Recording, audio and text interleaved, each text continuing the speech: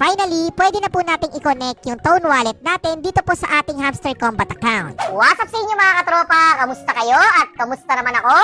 You know, so ngayon for today's video ay tuturo ko sa inyo kung paano nga ba gumawa ng Tone Wallet na i-connect po natin sa ating Hamster Combat account. Yes, kailangan po natin gumawa ng Tone Wallet at ituturo ko yan sa iyo at kung ready ka na, punta na tayo sa tutorial. Let's go! For today's video nga po ay ituturo ko sa inyo kung paano nga ba tayo makakapag-create ng ating Tone Wallet na dapat may connect naman natin sa ating Hamster Combat account. At para makapag-participate po tayo sa paparating na airdrop ay kailangan po talaga natin mag-create ng ating Tone Wallet. Actually, sobrang dali at mabilis lang naman po tayo makakapag-create po niyan at simulan na po natin. Ang unang step ay pindutin lang po natin yung airdrop tab na nasa gilid. Tulad nga po na nabanggit ko sa isang video ko ay malapit na po yung listing kaya kailangan po nating mag-participate sa airdrop at kailangan na rin po nating gumawa ng ating Tone Wallet. At dito na po mismo sa ating Hamster Combat account ay pwede na po tayong mag-connect ng ating Tone Wallet. So dito pindutin lang po natin yung connect your Tone Wallet.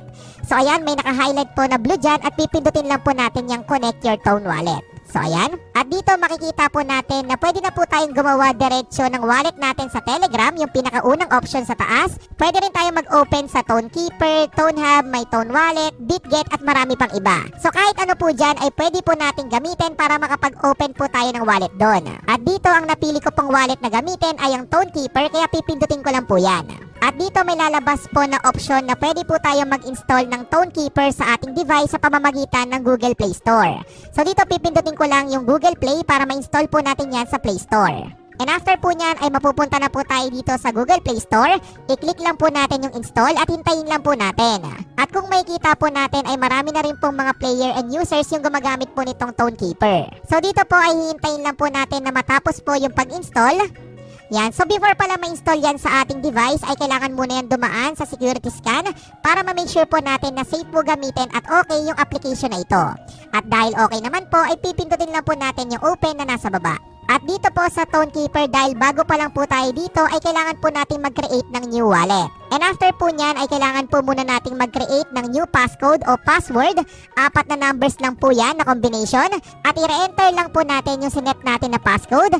And after po nyan ay kailangan lang po natin i-click yung enable notifications. Then allow. And finally ay nakagawa na po tayo ng ating wallet dito po sa may Tonekeeper. Dito naman po sa ating wallet ay just make sure lang po na wag nyo pong kakalimutan yung passcode na sinet nyo po kanina. At dahil nakagawa na po tayo ng ating wallet ay kailangan lang po nating i-connect yan sa ating Hamster Combat account. At ngayon naman po ay balik lang po tayo dito sa ating Telegram which is yung Hamster Combat account natin. At dito po ay naka-experience ako na naglo-load lang po siya kaya in-exit ko po muna.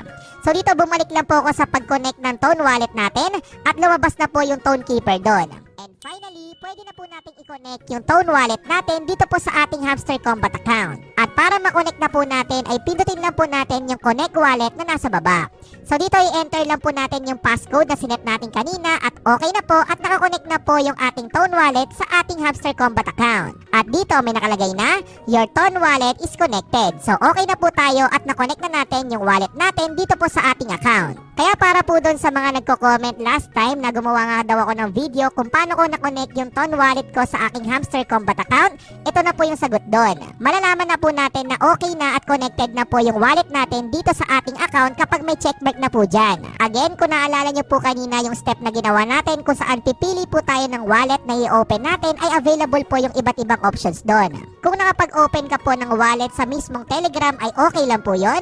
Kung katulad kita na nag-open sa Tonekeeper, sa ToneHub, sa BitGet at marami pang iba ay okay lang po yon. Basta ang pinaka-goal po natin ay makapag-create po tayo ng ating Tone Wallet para makonect po natin sa ating account. And syempre, ang simpleng advice ko lang ulit sa inyo ay kailangan po nating pataasin at mag-focus po tayo sa pag-increase po ng ating profit per hour. And also, lagi po tayo mag-claim ng ating daily reward, daily cipher at daily combo. Yung daily cipher kapag na-unlock po natin ay magbibigay po yon ng 1 million coins. Kapag nakuha naman natin or na-unlock yung daily combo ay may instant 5 million coins na po tayo. So kapag pinagsama po natin yung dalawang yon ay meron agad tayong 6 million coins sa isang araw. And also, i-remind ko lang po kayo na sa July pa po gaganapin yung TGE or yung Token Generation Event. Sa July din po natin malalaman yung about po sa announcement regarding po sa token.